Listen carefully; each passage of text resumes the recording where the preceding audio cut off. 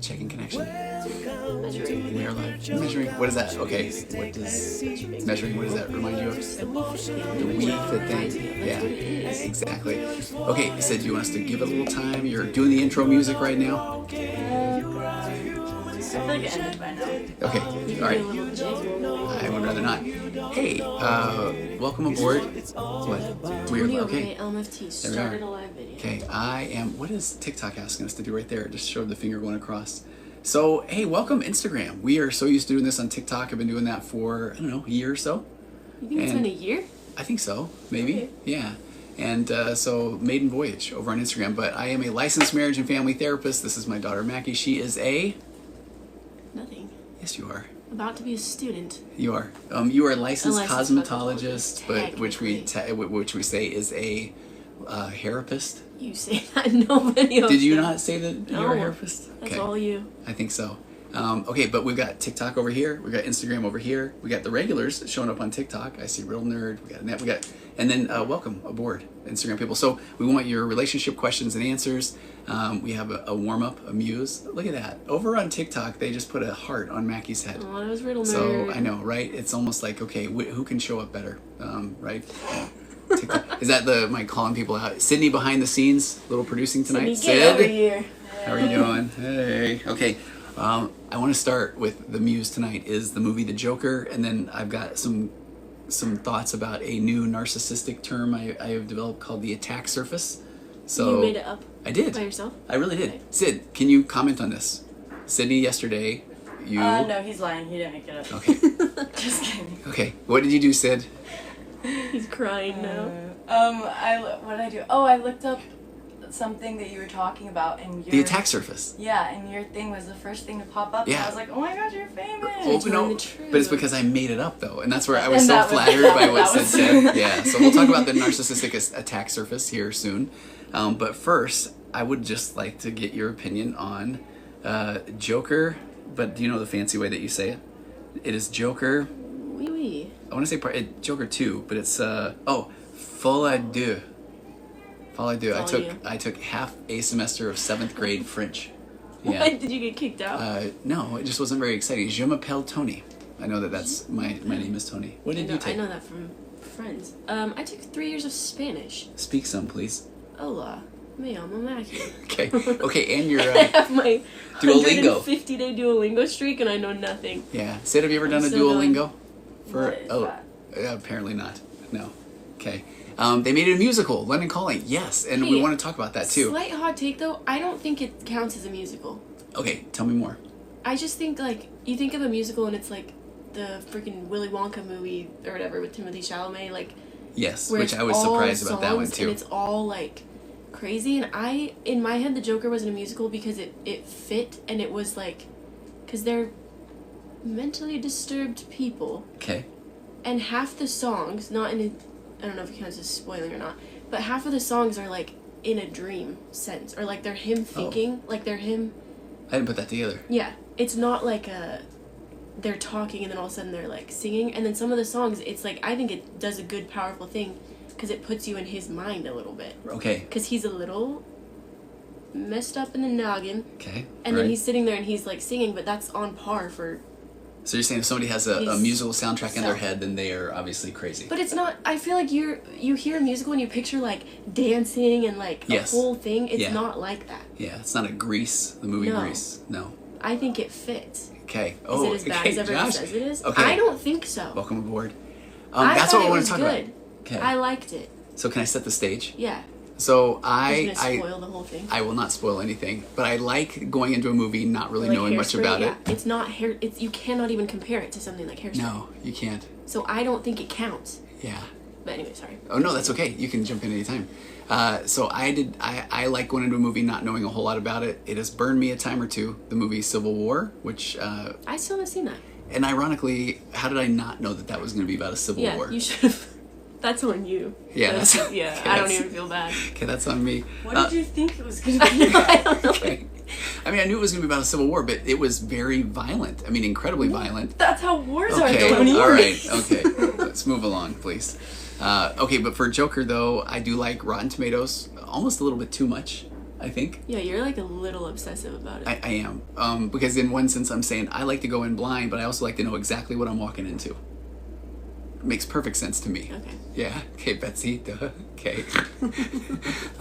But so I got a hold of the Rotten Tomatoes reviews, and right out of the gate it was a battle between the tomato meter, which are the critics, and then I think they're calling it now the popcorn meter, which are the people, and they were both around low 30s, and that is not very good.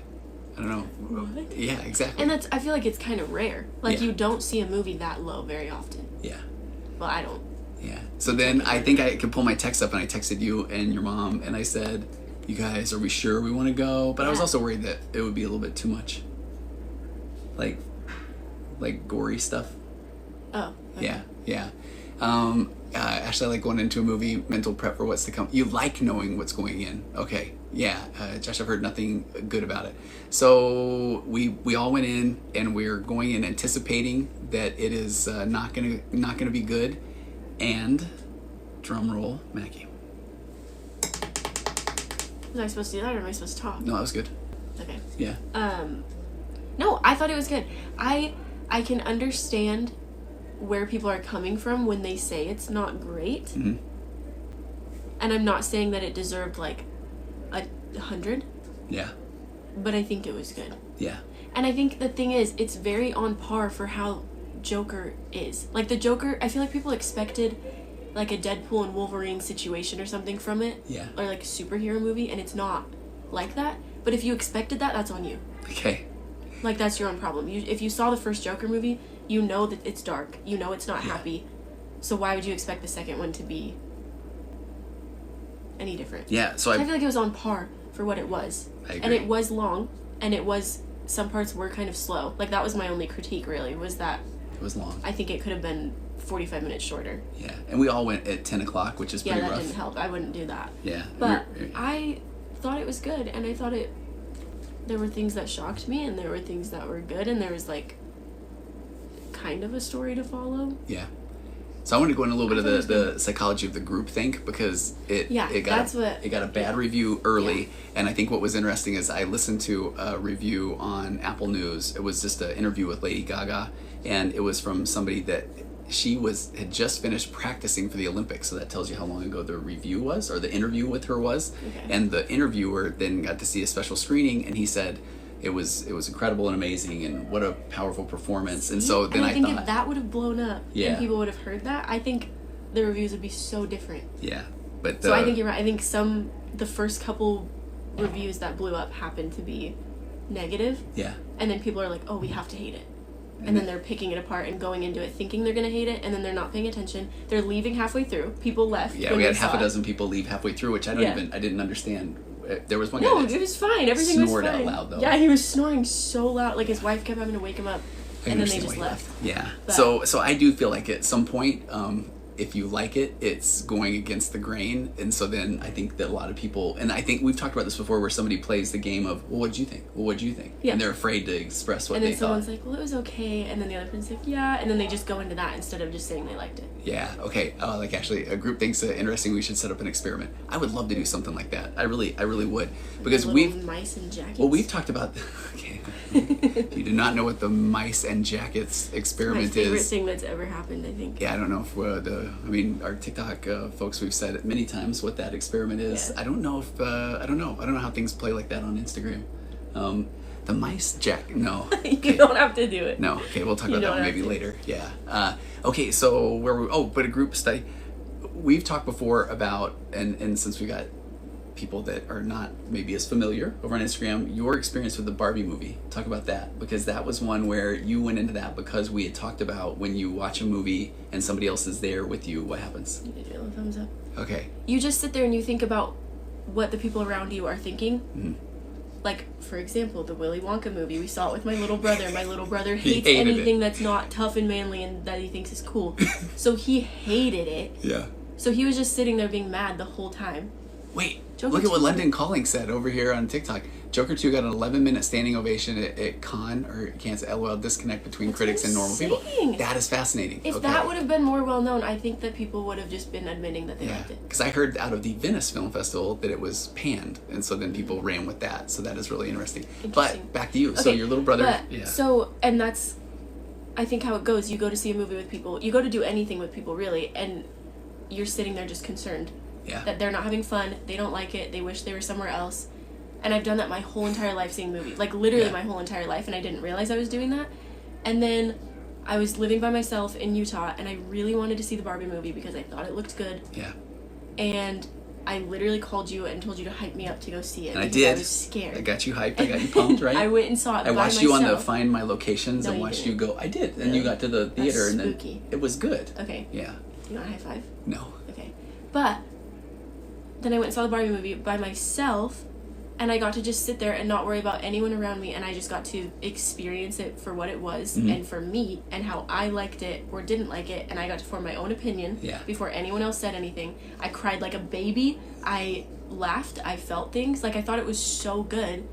But then part of that, I think, after talking to you, was realizing I didn't have to worry about what anyone else You didn't have to manage anyone's was emotions. thinking. No, it was just me and what I thought about it, and so I was able to enjoy it way more. And so now I try to do that when I go, even if we go like together, I try to just focus on that. And I'm like, you know what, you're fine, you can sit there for 2 hours, you'll survive. You don't have to do it that passive aggressively. You can sit there and you can hate it. I don't care. I don't even care. But I like that. One of the since that, and I want you to know you are changing the world, Mackie, because one of the what I saw the Barbie movie in theaters by myself too. Since then, I do movies, hikes, and concerts alone. Okay, that's awesome. That really is. It really is. That's And you Kelly, get to we just like her. Yeah. Oh, that was Kelly. To experience it, and it really is nice, and it's not as scary as you think. Okay, over here though, what's your zodiac sign? I'm a Capricorn. I don't know what that means in terms of feelings. I'm a Sagittarius. Sid, what's a Capricorn? I just really like feelings though, and I think the Barbie movie was all about feelings and purpose. Capricorns are stubborn, and Mackie's very stubborn. Okay. Yeah, very stubborn. Okay. What is a Sagittarius? What am I? You're like super outgoing and like Shocking. talk a lot. It's like so weirdly accurate. Okay, that is kind of funny. Yeah. Oh, Mackie. Okay. Yeah. Oh, that was from Ashley. Yeah. Yeah, I am a Capricorn. And okay, where were we going with that? Oh, so homework assignments that I've been doing with clients now is literally. I sometimes do. Party, Mr. Sid. Okay, thank you, Ashley. So what I've been doing is trying to get people to watch a show or read something or listen to a podcast and literally lock in their opinions, write down their opinions. A couple to do that, okay. and then the big reveal. What did you really think about it? You can't go back on it. You can't. It's locked in. It's written down. Yeah. That's smart. Yeah, exactly. My sister's a Cap, and it's hard for her to do things alone. Hey, and so then anybody I don't that really has have a hard time doing things alone. Chris, what's an Aquarius? So we got Sid in the room. We got Ashley. What is an Aquarius? Well, is this some kind of test? Yes, it is. Quickly, Sydney. What is the? Oh my gosh. I don't know. Oh, Sheena, the psychic medium over here on TikTok. Sheena. What is an Aquarius? We have inquiring minds want to know. And welcome to the Mike's live. an Aquarius. Okay, is he?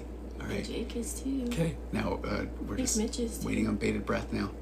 Who's gonna? Sid, are you looking? It's crazy to put like one word to an entire sign, though, you know, because like you need to look Say it at in a the whole haiku, chart. Sid. What are you saying to me? Okay, Aquarius is calm, sweet, loving, peace. Okay, and look at this. Little do And they I'm know. just stubborn. That's all I get. Okay, calm down. This is the Instagram audience is answering questions for the TikTok audience, and ne'er do the two know that they meet. Yeah. So Aquarius, calm, loving, peace. There's lots to them.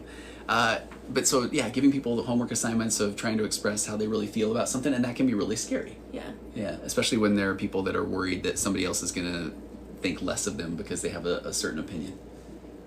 Yeah. Yeah. Can you think of any examples of that? I know I just put you on the Don't spot throw me with on the that. spot. I don't like when you do that. It's scary. Like, I immediately panic, and then I have nothing going through my brain. It's okay, Sheena the psychic medium. Thank you. Don't know the science while I work on cold cases and missing persons with police departments. Holy cow! That's so cool. Sheena, please DM me, and I would love to interview you because that would be amazing. Yeah. Okay, here we go. I'm an Aquarius, Pisces, cusp, and just take the parts of each I see in myself. So I like that. I do that too. Like Okay. if I read anything, because I'm not super into zodiac stuff, but if I read anything and I'm like, okay, that works. Okay, Ashley, I'm stubborn too, Taurus. Wait, Ashley? Stubborn? I'm kidding. That's she's awesome. Can't help it. Yeah. Okay, new here. I'm old school. Aquarium. Anthony's an aquarium. Salt water or fresh?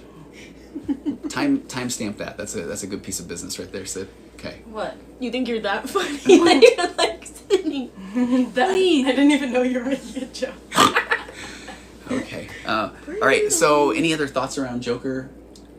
I think that if anyone goes and sees it, they need to see it with an open mind and just don't assume that it's gonna be terrible. Okay. Oh, I like. Because it actually, I thought it was good. But also, you're allowed to not like it. That's okay too. Yeah. Okay, so let's talk about, I would love your thoughts, your opinions, and anybody has questions, feel free. A literal dad joke, okay, London calling. You're good at those. That was kind of, I do realize that those do come out quite naturally. Yeah. The dad jokes.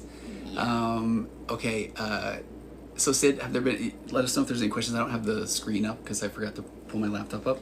But I want to talk about this episode I did on the Waking Up to Narcissism podcast, and it's called the Narcissistic Attack Surface. And so this is the thing you created? Yeah, and I've been sitting on this for a while because what it looks like is if somebody is not curious about your experience and then you share something that you feel is pretty vulnerable or anything, and then they don't... I'm sorry. Yeah. Start over. Okay. I wasn't listening. Sorry.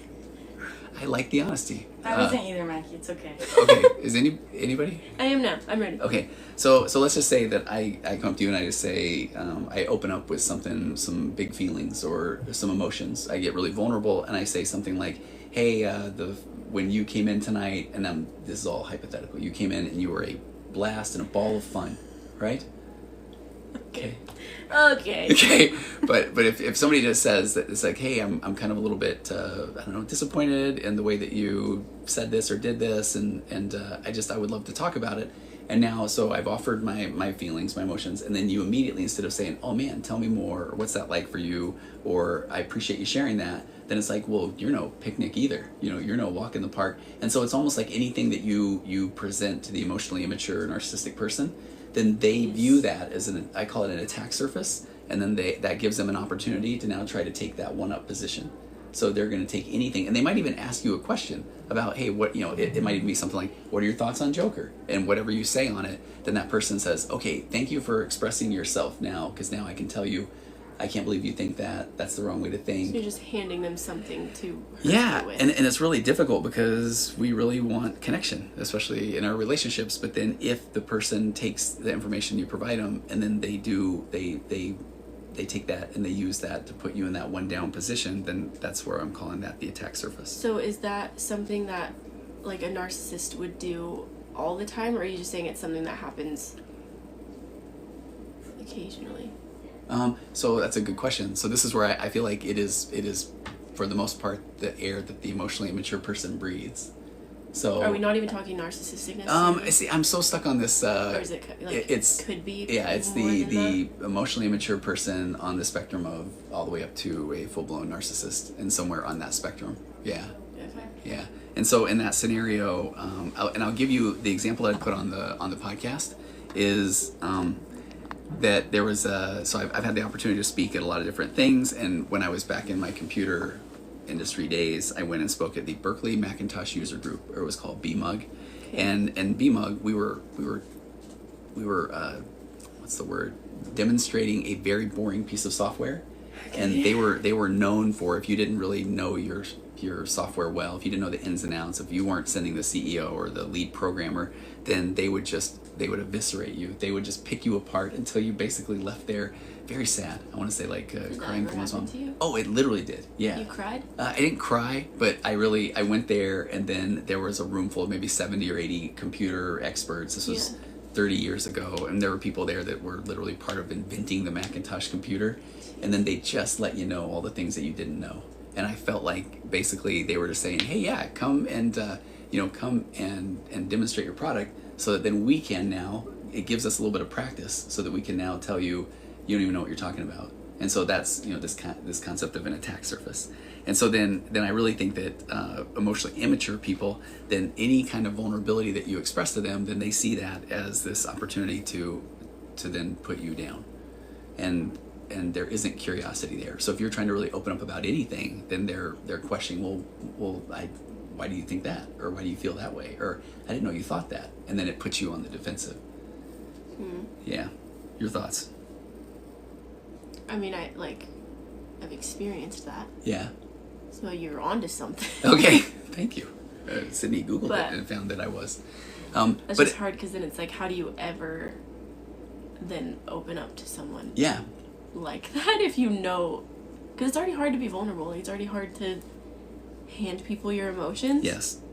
But then to know that they're not only going to not really listen, but that they're going to take it and then flip it back on you is just like, Absolutely. then what's the point? Yeah, and I really feel like it's almost like a cousin to gaslighting. Yeah. And so I go back to your question about when you said, is that just something that happens from time to time? Yeah. But I really feel like if we're on that spectrum of an incredibly emotionally immature up to narcissistic personality disorder, then that person's, again, operating from a false self. So they don't know who they are, but they know when they interact with you, the way that they feel better about themselves is then to then put you down and take that one-up position. So it's just they're selfish. Yeah, like, it's this is what kinda- I need to do to feel better. Yeah. Deborah over here says, my ex would constantly say, why are you attacking me?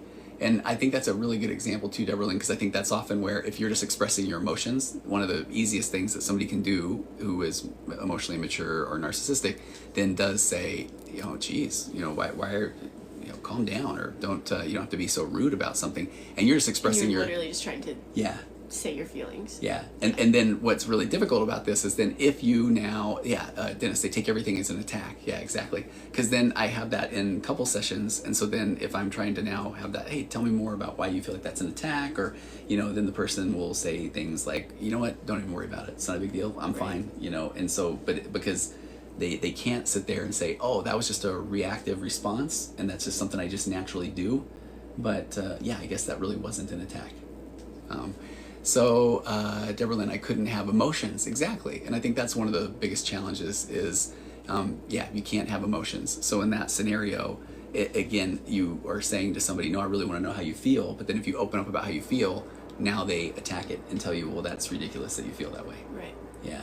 And then, so back to your point about, is it something that they always do? And my experience is, for the most part, yeah. Yeah. Yeah. Because that's where somebody has At to... least with the really vulnerable things, like that's kind of just their go-to. Yeah, totally. Yeah, yeah. Okay, Dennis, that's how it feels. Deborah Lynn, I had to get a divorce after 34 years. 35 years. I just read an article, and they're calling that, is it the gray divorce, the white divorce? But it's one where somebody's been married, they're in their 50s or beyond, and then more and more people are starting to really feel like, okay, I don't want to just settle into this bad relationship for the rest of my life.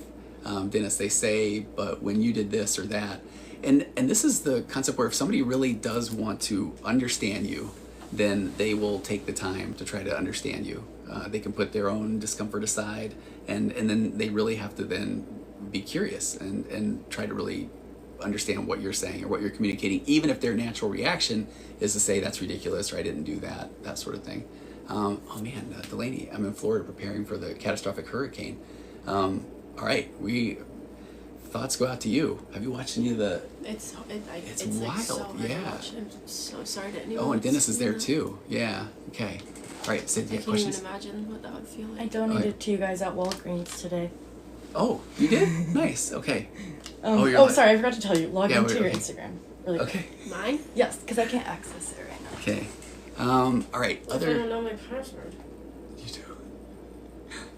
Do you know your password? Well, that was why I couldn't do it, so I can't blame you. Why are you looking at me? Were you trying to figure out her password? You were just saying you're trying to hack it. Is that why she's locked out for the next 30 minutes? Yeah, hypothetically.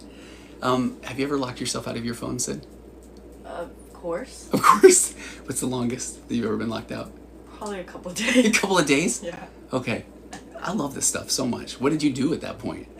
I just started using my friends' phones instead. Okay. And then do you eventually remember what the password is, or what do you do? I think I got lucky. I was just typing over and over and over again, and then I just got in. Okay. Mm-hmm. Of course, you said. I was talking to somebody today about their crippling ADHD, and I was sharing with them where you can come up with these systems if you know that there are things that you struggle with. And I talked about how I won't let my phone get below 50%. And they said that their phone has never been above 50%. And yours is right now, because I've got it plugged in. Because I have a good charger. Normally my phone is always dead. My phone died yesterday twice. Okay. In one day. It did? Yeah. Okay. So your phone died a couple times. Have you ever ran out of gas? Well, I literally thought you meant out of my But sorry, I literally was so confused. Oh, I did run out of gas last week. Did you know about that? No, I did not know about that. I ran out of gas last week and I had to walk. It was like so late at night and I had to walk all the way to a gas station. Like on the side of the road. And nobody helped me. People were literally just honking at me. Okay. Like, Where were you at? Like right down the street. Okay. Okay. You could call me. Oh yeah, well it was embarrassing. Okay, but that's okay. You can call anytime. Can you not get in? Just give it Well, to me. no, it's saying it's gonna text me. Like I got the right password, but it's just verifying. But it's saying it's gonna text me a code, and I shouldn't have gotten it. Sid, can you tell one more? Can you tell one more story about that you may or may not have gotten pulled over? Did I? Oh, I forgot, you guys. I also got pulled over like 2 days ago. Yeah. In my car. Yeah. And I thought about just using, because you left your license paper in there, and I was like, oh my gosh, I could just be you right now, and this like wouldn't even be on me, but I didn't. She's news to me. Okay. All right. So yeah, that's that is really funny. Okay. All right. So Sid. Sorry, I started clicking all the kind of things. Okay. What do we got here? Dennis, I fill my tank at a quarter. I keep my phone on the charger, etc. Take notes, Sid. Do you want a high five? Do you want a medal? Okay. Just kidding. You just pay attention to the Instagram ones, and I'll pay attention to the TikTok, if that's cool with you. Oh yeah. Because I've just logged out of the Instagram right now. Okay, you did. Okay. And there is a question if you need it. Yeah. Yeah. Let's have one. And you What- know that was- What is it when one half of a couple gray rocks vulnerable conversations about their relationship? Okay. So the question, if you couldn't hear that, what if one half of the couple gray rocks the relationship when somebody's being vulnerable? Is that right? Yeah. Okay. Dennis wants a medal, by the way. Dennis does. Okay. Yeah. Dennis, get us your address. Sydney will send you a medal. Right. I love Fly Free. She's trying to start a sister fight. Wait, do you guys ever get in fights? Yes. When's the last time you got in a fight? When I slapped you. When we were like 7? Okay. Who started it? She did. I mean, I must have said something. She 5-starred me on my back. No, Okay. yeah, you would just look at me and it would really Yeah. make me. She would Like, look she at me came- with like daggers in her eyes. Like she would think she was doing something, and like because she thought she was doing something, I was like, oh, I No, did Sydney her. came like running after me in the hallway and 5-starred me from behind. Look, guys, I'm not like that anymore at all. And then she immediately, don't tell mom, don't tell mom. Okay. And now, did you tell mom? I don't know. I don't remember. Snitch. Okay. Okay, but that was a great question though, because the person, and this is what's interesting, a lot of times the gray rocking is what the person who is in the relationship with the narcissist does. And that gray rocking is you just become as uninteresting as you can, because it goes back to a little bit of this attack surface. So if you are providing any information, then the narcissistic person uses that against you. If you all of a sudden say that something is really important to you, then now you are made fun of for what that is that's important, or they file it away and that's a button that they can push later when they want to, again, put you in that one down position.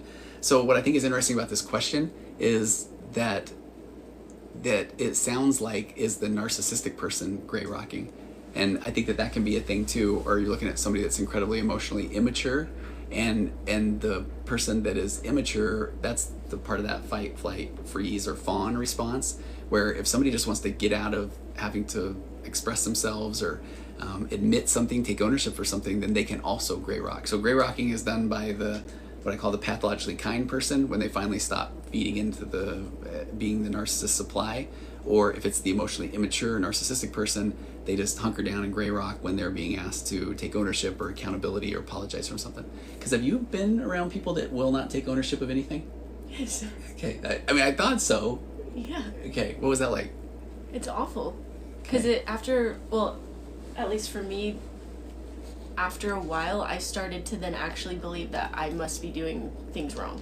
You know? Yeah. Like, Yeah. because they would never take ownership, so then I was like, well, somebody has to. So then So then you will. after like a year of it, I kind of was just automatically taking the weight of all the things. Yeah. That's It's like especially, sorry. No, go. Yeah, I yeah. feel like it's especially hard if it's someone that you love, because you already care about them and their opinion somewhat. You know, Yeah. that's why you love them. Yeah. And then Yeah. when they're just And then they keep completely- saying it over and over and not taking ownership. Yeah. So then you do just kind of go, oh, okay. Like, I guess you're right. Okay. So Well- it's tough. Well, and that's where I think that if somebody is not responding, then the person that's in the relationship with them would you feel like, I don't want to use the word conditioned, but then it's, okay, what do you do with that silence? Then do you go in and fill the gap? Wait. So let's say that the emotionally immature narcissistic person just gray rocks, and they're the one that they're not going to take ownership, or they're not going to be accountable for something, and then they then I would do whatever, like, say whatever, apologize, take responsibility, whatever I had to not let that be a thing. Yeah. It's scary with someone like that. Well, and that's position. well, because it's like goes back to like, what do we do with our discomfort? Yeah. And so the way that you get out of that discomfort is to basically like take ownership of something. Yeah. Yeah. Yes. Right. Yeah. And what I think is interesting too is that people will also they'll take ownership sometimes if they think that they are, you know, modeling good behavior. You know, it's like, well, I'm willing to say that I'm sorry, but then if you're with an incredibly emotionally immature person, then they're like, yeah, you should be saying you're sorry. You know, and then you're like, wait, I mean, you should say that too, which is then they bait you into the immaturity. So it still ends up. Yeah. So do you know if that question was about who was gray rocking who? Because I do appreciate that we're talking about. I didn't think about the narcissist gray rocking. I know, it's wild. That is weird. That's like It just said when one half of the couple, so just okay, so one both. person. Okay, so it could be either one, and where I see Deborah Lane, it's very tiresome and daunting living that way. That's what I'm saying. It like breaks you down to have to be in that position. Yeah. For that long of time, and like Sydney was saying, when it's someone that you do care about, because you do value what they're saying to some extent, whether you realize it or not. Mm-hmm. So it is. It's exhausting. Yeah, and then I saw Tamara, what is gray rocking? It's when you just make yourself as uninteresting as possible. Basically, sitting there as if you were a gray rock, because if you're letting them do their thing, and say their piece and do whatever, and you just nod and smile. Not smile and wave, boys. Smile and wave. Name that movie. Madagascar. Yeah, the penguins. Is that your father? Yes. Yes, it is. I think that they must actually believe they didn't do anything wrong. Full on delusional. Fly Free 81. Hey, I know you. Yeah. Okay. We need to have her on at some point. But yes, they do. It's definitely true. They do. Right. Like confabulation. That's right. Yeah. Because they couldn't have done anything wrong. It wasn't that they did anything wrong. It's that you weren't the one, that you weren't explaining yourself right, or and that's where you could get into even those like lies of omission, where somebody says, well, you didn't ask me directly if I was out with another person. You just said, where were you? And those lies of omission, that can just, I don't know, can drive somebody crazy. Nick, is gray rocking bad? Or I like that London calling people gray rock out of fear. So that's where I like this question, where it depends on who is doing the gray rocking. So I often look at the people in these emotionally immature, narcissistic relationships as you've got a pathologically kind person, where literally their kindness is, and I did an episode about this a few weeks ago, it's pathological, which means it's taken to an extreme where it can be unhealthy. So you are so kind that you are willing to take that one down position, or what Mackie was saying, let people walk all over you. Yeah. And so you've got that person ends up with the emotionally immature narcissistic person. Often author Ross Rosenberg calls that the human magnet syndrome. And what's difficult about that is that the pathologically kind person will continue to take ownership of things that they don't want to, and make it easy for the narcissistic or emotionally immature person to, in essence, get away with things, because they can sit there. You are enabling it in a way, which is hard to hear if you're in that position. I know, right? But it's like So they can. So the narcissist can then gray rock, and then the pathologically kind person will then do all the work at that point and take ownership or accountability of things that they should not be, because they feel like that's what's best for the relationship. Or if they just take ownership of it, then I'm sure it's a misunderstanding. And then that just, it rewards the narcissistic person, because they learn that if I just go quiet and then gray rock, then we'll move on, and I didn't have to take ownership of anything. I don't have to apologize. I don't have to say anything. And what makes it even worse is now they also have more information about what matters to their partner, the kind person, that they can use later. Now they know that this is important to you.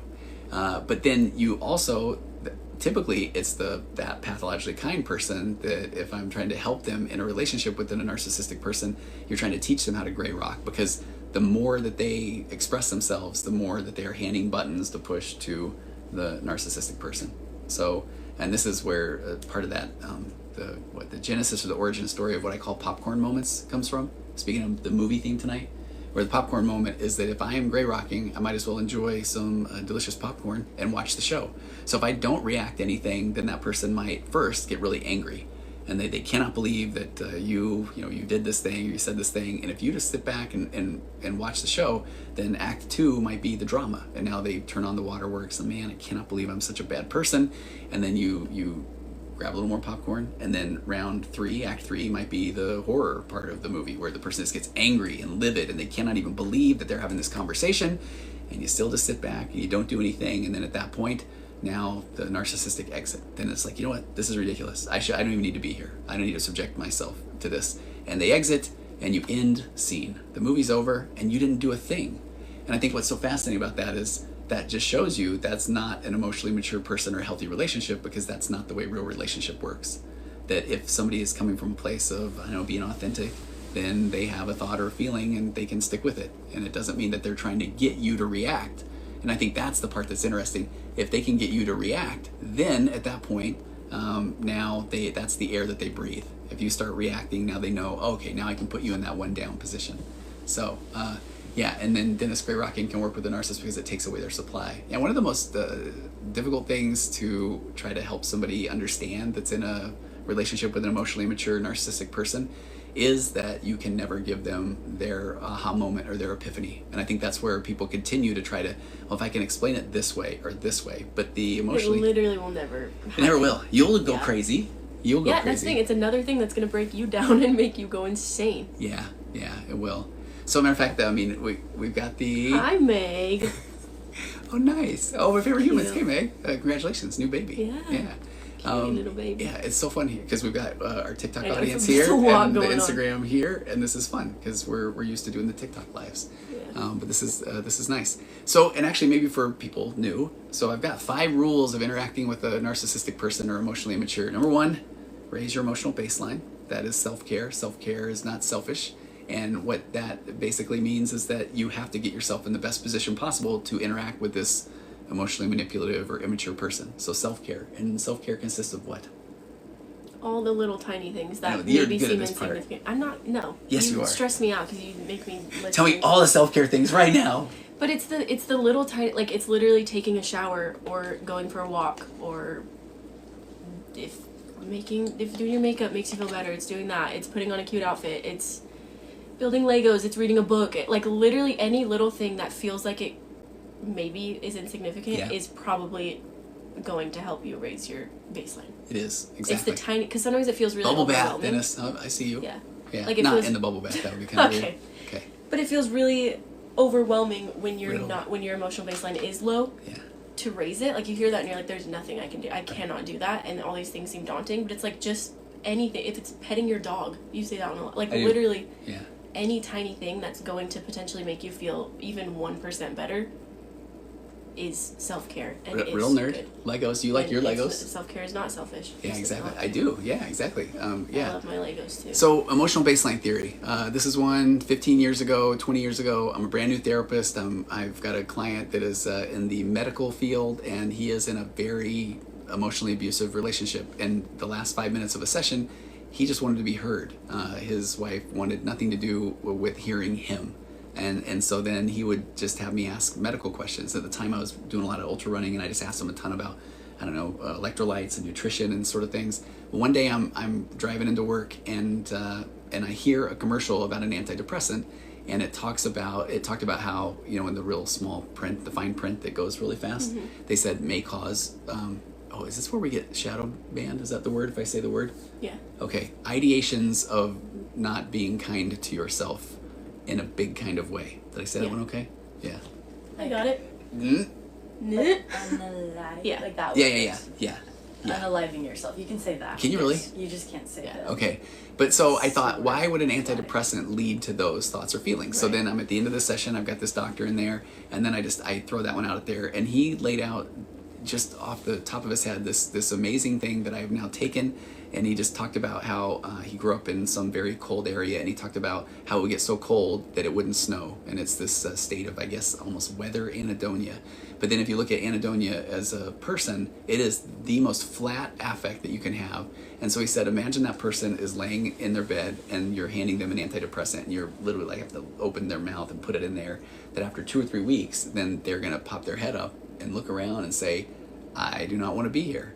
And so then he said, that's a scary time, and you have to hurry up and get that person up to this place where they can now start to go to therapy and work on their tools. And so that one just hit me where, okay, I looked at this baseline of emotions. And so when you're on top of the world and everything feels good, your baseline of emotions are high, and you make the decisions day to day from here. But when you're really feeling down and depressed, and maybe you've had some bad situations in your relationship, or you've lost a job, or it's bad weather, or anything, and your emotional baseline is really, really low, and then at that point, now we go back to what you're saying, is that what if I can raise it a little bit, and then when I get around here is where I can start to really engage with others or go on a walk. And so I might need to just start to read, think, dream, watch something nice, color, do Legos, anything, and your baseline. Just do that little tiny 1% shift or whatever it is to get. Yeah, because that's where it's every little bit better. counts. Yeah, It where does. then it's the bigger steps, and then you are reconnecting with people, and you're doing potentially bigger things. Yeah. But you just have to do the little ones first. Okay. You're gonna do all your things though. I'm going to keep going. Yeah, there's just like a lot of questions over in TikTok land, and we see you, TikTok people. Yes, Sid. Regarding your most recent vid, how would you suggest someone who's immature emotionally to grow? Next question. What do I'm you kidding. mean? No, I mean, okay, so here's what gets really tricky is This that is your whole job. it is. Well, it is, but I almost feel like more of my job is if somebody comes to me and they say that I am starting to recognize my own emotional immaturity, then we got hope. But if it's somebody that is recognizing that they're in a relationship with an emotionally immature person, then the work to be done is helping them detach their value, their self-worth from that, needing that validation from the emotionally immature person. Because, does that make sense? Yeah, I think they're saying that they're emotionally immature. Okay, though, then right? that I don't know. Say And that. it What's the says, question again? regarding your most recent vid, how would you suggest someone who's immature emotionally to grow? Oh, okay. Yeah. So that does sound like they're the one that's saying, okay, I'm recognizing my emotional Yeah. immaturity. What do I do now? This is where step one. Well done. Yeah. I mean, you're aware of it. You So are. there is hope. You're doing something. Yeah, You're already. yeah. That's Because already a good thing. there are so many people, and it gets back to the core issue of what do they do with their discomfort. And if it is just, it cannot be me, I am not the one, it's the other person's fault, they project that, then they're not even willing to sit with any of that discomfort, and discomfort is what is going to lead to that ability to self-confront. You're not going to self-confront if you're not willing to deal with a little bit of your own discomfort, because if you're just like reflexively batting away the discomfort, then you're not even going to know that that's what you're going to need to do. So then at that point, though, you didn't know what you didn't know. It's one of my favorite speeches. Now you know, you're not sure what to do, and that's a pretty scary place, and that's where you're going to spend a lot of time. And so you're going to find times where you're recognizing that you're showing up a little bit more emotionally immature or mature. You're sitting with a little more discomfort. You're not just reacting, and you're maybe being a little more curious, but you'll typically default back to your home base of emotional immaturity until then you start to put enough, I don't know, work in on. It's almost a practice It's thing, right? a total Like, practice thing. being in that situation, Yeah. noticing it, because now you have noticed that Yeah. that is a thing, and Yeah. then potentially just, I feel like sitting there not doing what you would have done Yeah, previously, exactly. like stop and think for a second Yeah. before you react or whatever, Yeah. you're doing in that scenario. But yeah, I feel like it's almost like putting the hours in a Yeah. weird way. And then ideally now, what do you do? Do anything? Yeah, it's like if you had to give a that- bullet point list, what would you say? Well, so it's like acknowledging the fact that, okay, and this is why I like to say we're all emotionally immature until we're not, basically, because then it helps people if somebody's just tossing out that you're a narcissist all the time. I mean, narcissistic personality disorder is 5% of the population, but we throw it around like it's 70%. So then if you just say, okay, I'm going to accept the fact that I'm emotionally immature, but I also don't know what I don't know. So then I'm willing to be a little more open and curious to where are the areas that I'm not even aware that I'm showing up immature. And I think that's a nice way to do, to start. Because then if somebody's expressing their opinion about everything, anything that they have, if you immediately want to tell them they are wrong, that's a sign of our immaturity. Because how do I know what their experience is, and who am I to say that their opinion is wrong? It is their opinion. So now I need to step out of my own ego and now be curious.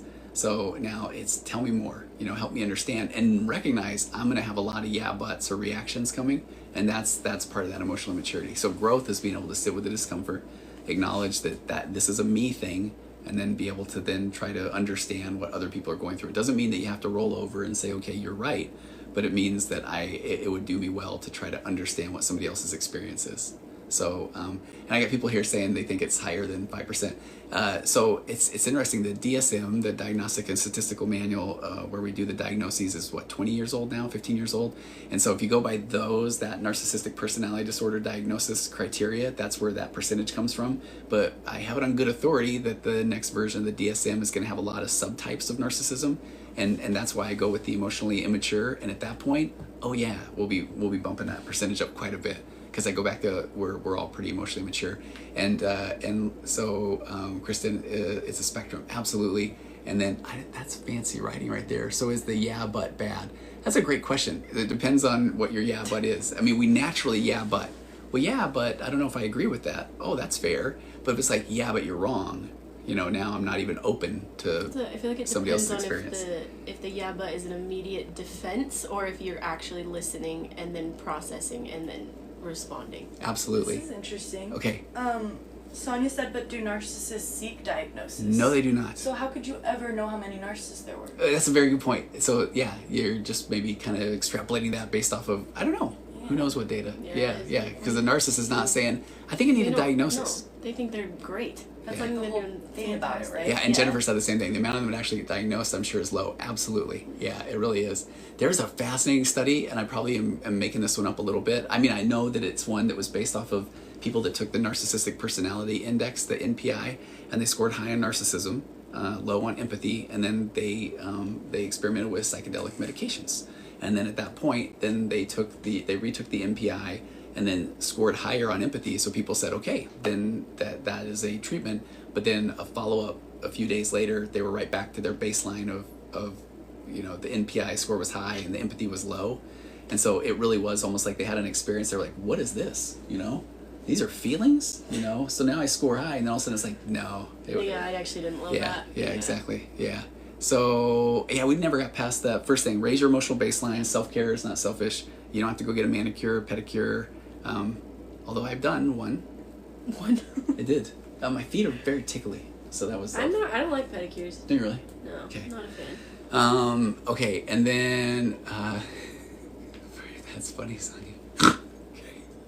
Okay, the raise your emotional baseline, self-care. Okay, then the second one is get your PhD in gaslighting, because you really need to understand what gaslighting is, or else you're going to continue to go around and around and think that you are going crazy. So that gaslighting is somebody, in essence, expressing to you that your experience is wrong.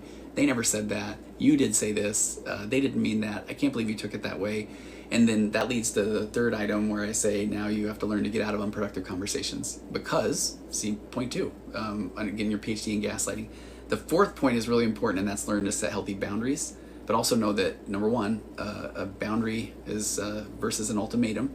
An ultimatum is, hey, I need you to stop doing that. I need you to stop talking mean to me. Now the person says, oh, thank you for letting me know what matters to you. I will continue to talk mean to you, or I'll wait until I really want to take the one-up position. I'll talk really mean to you. Save it for the right moment. Exactly, yeah, throw my that out bad. there, But so yeah, that's a ultimatum. A boundary is if you talk mean to me, then I will walk out of this room. And does not mean that they will say that is a fair point, but because that's a you thing. Boundaries are for me because I'm in charge of those. Ultimatums is I'm putting my power in the hands of somebody else. And then the last thing is that now this is how we started, right? You will never give them the aha moment or the epiphany. So when you put all those pieces together, raise your baseline, self-care, get your PhD in gaslighting, get out of unproductive conversations, set healthy boundaries, learn what a boundary is versus an ultimatum, and know that the narcissist is going to take the boundary as a challenge. It's almost like, oh, that's adorable. I'll step right over that line. And then you'll never give them the aha moment or the epiphany. That has to be something that comes from them. And then that is what leads to things like those popcorn moments or gray rocking or those sort of things. Yeah. Alicia said, but what if you have, and I relate to this, like this has literally happened before, but what if you have bad short-term memory and can't remember if they're gaslighting or not? Like that, I remember that would happen to me because like my ex would be saying stupid stuff, and like I know how I feel, I know what like my perception of what happened, but like I don't know exactly what words I use. Like, what are you saying? No, that's a great point. So and when you're conditioned, like when it's been so long that, like we were talking about earlier, where it's like you are at a point where you almost are starting to believe things they're saying, or you're kind of broken down in that position. It is so hard because then you do immediately assume they must be saying, Right. there must be some truth to that. Because it's like, oh, they're still spending time with me. They're still, like, Yeah. hanging out. Like, they must Yeah. like me, so why would they be lying to me? But then it's like, that's just the whole thing. Well, and that's where we go back to two things. One, we got the trauma bond, which is intermittent reinforcement. That same person that's giving you the validation is also delivering you the punishment. It's the way we train animals, you know, which is sad. And so then there's a lack of emotional consistency. And so then it's like a drug. It plays in the same areas of the brain that a drug addiction does, because when you then feel bad, you want to go to that narcissistic person to get your basically hit of validation or dopamine. So that's tough. Because it keeps you coming back, too. Yeah, Yeah. yeah. So it's all...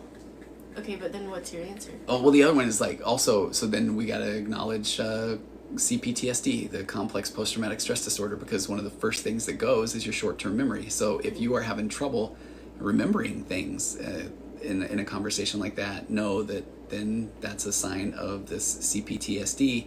It And probably goes deeper than that. yeah, and because just- and again, I'm no neurologist, but the way complex post-traumatic stress disorder works is you have these little seahorse-sized parts of the brain called the hippocampus, and then those are the where short-term memory is stored.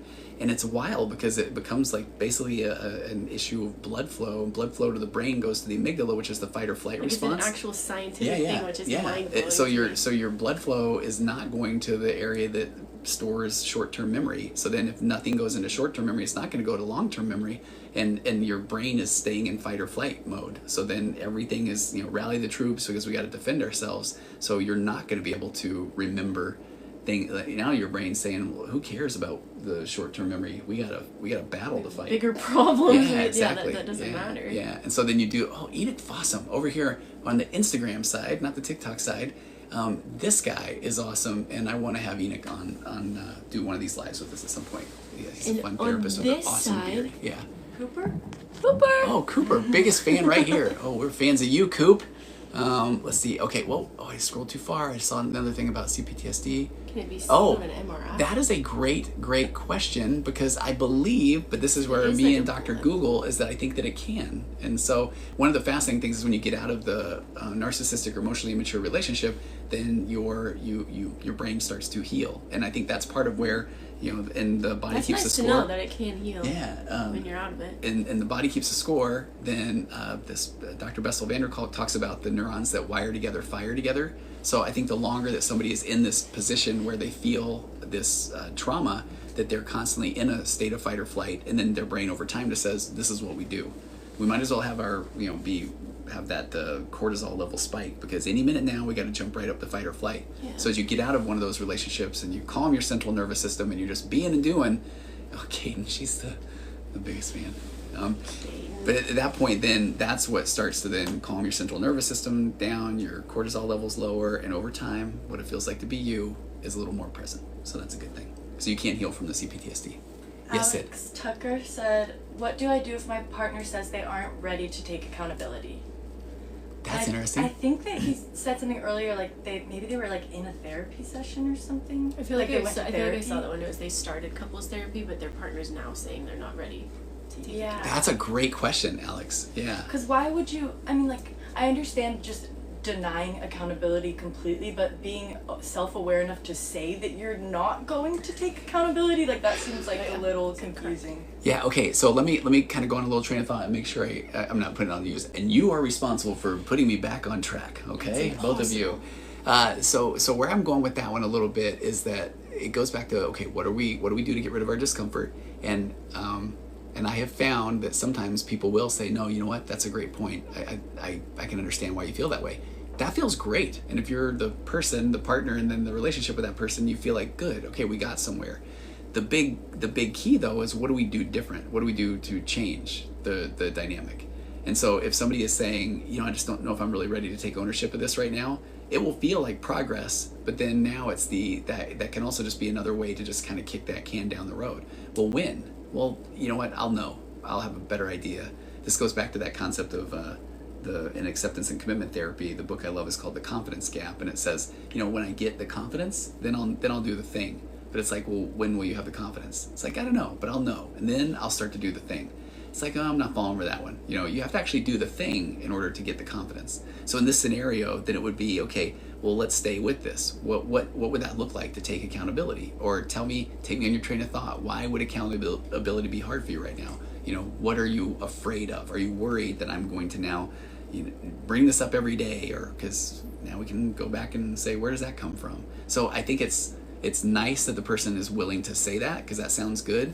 But then I would worry that would just be a way to get out of that discomfort. And then, right, because then where do you go from? Yeah. Alex said, I wasn't listening, so I'm not sure what this means, but... Thank you. I love your honesty. He said, isn't that... I'm not listening to you now, Sis. Two can play this game. That's very mature. No, right? I'm not listening to Alex. Okay, I will. All right. Isn't that the suppression of progress, he said. Say it again, now I will pay attention. The suppression of progress? Yeah, but it's a very clever way to do it. He says, isn't that the suppression of progress? And I think that really is, it's a great point where, and this is where I want to say, we still have to give somebody, I think, give them the benefit of the doubt.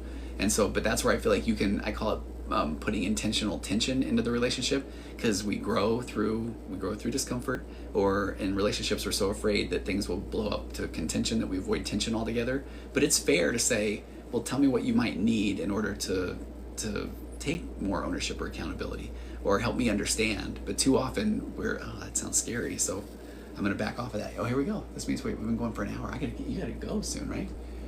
Wait, what is this? Oh, it's the puzzle. I just saw the thing on the bottom. Every single time. I know. You guys knock it off, okay? For the Instagram folks, you have to put a puzzle piece together. On the TikTok stuff at an hour, they boot you off, and so I'm very good at that puzzle. Scared every single really. time. Yeah. Okay, I like this question over here. Tony on Instagram, is it possible not to be in fight or flight, still in a relationship with an emotionally immature partner? So it is, with an asterisk. This is where if I'm working with somebody, and they are saying, I want to stay in the relationship. And I think this is really important, because part of my whole Waking Up to Narcissism podcast or platform, or whatever you want to call it, is built around that nobody knows if they're in a relationship with an incredibly immature person or a narcissist when they first just start feeling uncomfortable. But typically they're going to go on the deep dive and listen to the podcast and read the books, and all of a sudden you see that somebody says, okay, I think they're a narcissist, you better run. And as a 20-year couples therapist now, working with, 1,600 couples, so far the number of people that have just said, I'm done, and run, it's been none, because you kind of have to go on that journey of sorts. So do I think that one should stay in an emotionally immature narcissistic relationship? I mean, that's like, I would never want to be the one that's making that call, because that's going to be something that you're going to have to decide. But this is where self-care, raising your baseline, PhD in gaslighting, getting out of unproductive conversations, setting boundaries, all those things come into play. And so that you can get to a point where, and now we talk about differentiation. What do you do with that discomfort? So if you're working on your fight or flight response, or it's going to take a lot of work, it's going to be meditation, it's going to be finding things that you really appreciate, it's going to be learning how to stay grounded and have a grounded response, not going over responsive or playing small. And then at some point, then it's like being able to sit with that discomfort for growth.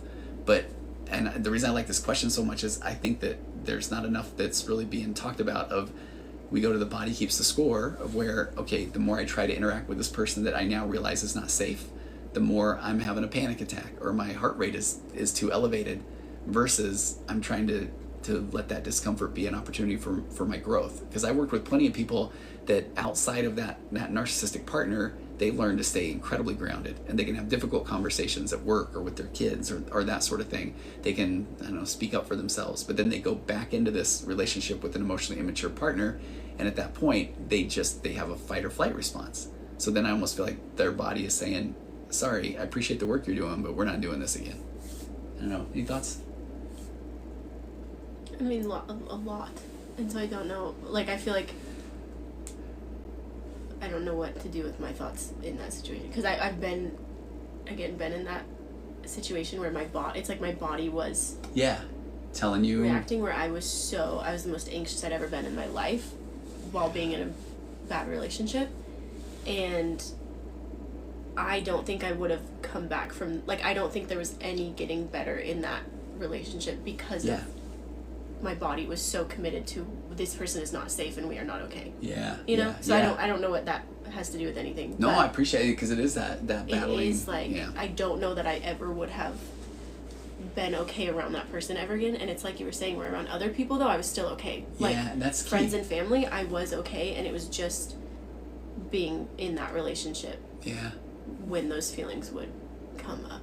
Do you see this one? I think you should listen to your body. Yeah, listen to your body. I believe that's the place to start. There's so much truth to that, because the body does keep the score, and there is, I don't well, know. if anything, start from that place. I mean, because Yeah. if somebody else is trying to tell you, well, I think you're doing this, we're not doing like, that. you're allowed to look inward in that moment and think about exactly what you're feeling, and there is truth to it. Right.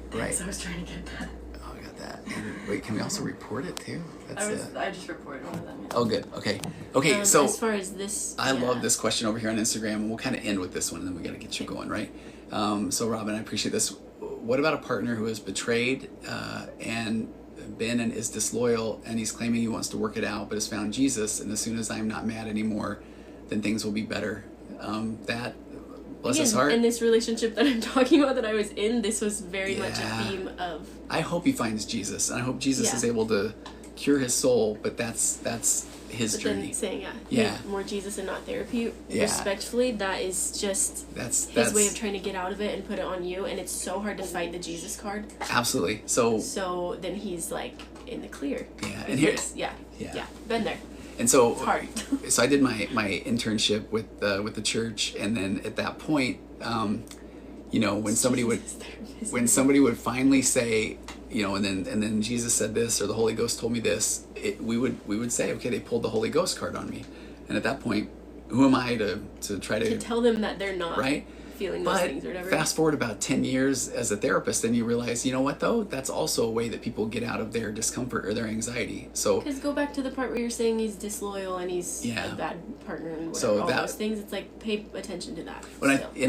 That's literally like religious manipulation. It is, like, that's literally like a thing. Spiritual gaslighting. Okay. It's like, it's is a real thing. It's a very real thing. It is really hard because you're this terrible person if you try to fight it. So here's, but you're not actually, because you're allowed to fight it because there's not truth to it. And they're attacking things that are so that matter important to you, and that that are your really life deep, revolves around. Things. And they know that. It's like what you're saying when you're giving them the buttons to push. Yeah. So let me just kind of say then, here's where I will often say, who am I to play normal police? But I'm going to here. So having done this long enough, let's just say that there is somebody that says, man, I really have felt a connection with God, and it's like I never have before, and it took me to get to this place in my life before I finally realized this is what I need. Then that has nothing to do with saying, and now we can't go to therapy, and you need to just be better. Right. That's manipulation. So it's like, I feel like if it's the God thing alone, that's the thing you can be curious about, and you can like ask more questions about, and that can be its own real separate thing. But you're right, there's still the moment in this relationship currently that has to be worked on. Yeah. And I think the reality is God would want you to work on the relationship, so it doesn't work. Yeah. And that way. It's contradictory in itself. Yeah, and that's where I was going to say, then at that point, I have worked with enough people that have said, okay, I'm having a nice spiritual experience, so then I am willing to do whatever it takes. We will bring Jesus into therapy with us if we need to. And because probably want to at that point, if you were on that spiritual journey. Yeah. So and that's one of those where I really appreciate when somebody's done whatever their job is for a long time. You do know more of what a healthy version of something looks like and an unhealthy version.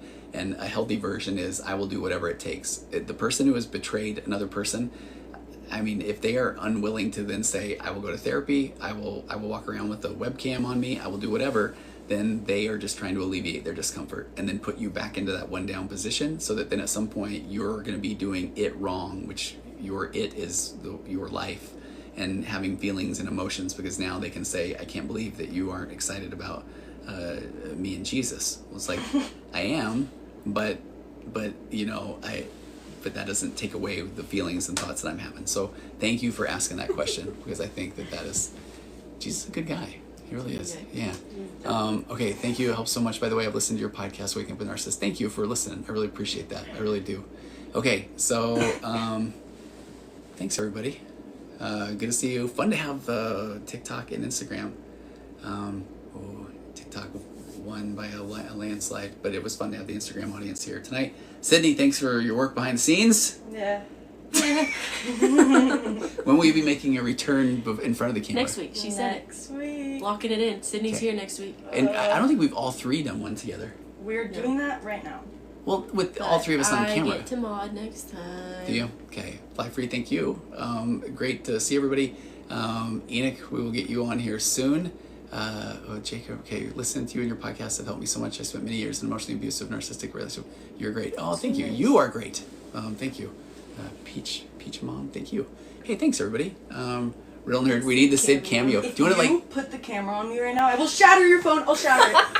Oh my gosh. Real Nerd, we tried. Next week. Next week. All right. Have a great time, everybody. I will spend the next 10 minutes trying to figure out where you. Okay, where do you turn this off at? Who do I go first? Okay. All right. Good night, everybody. So check that out. You don't know what you don't know is what it's all about.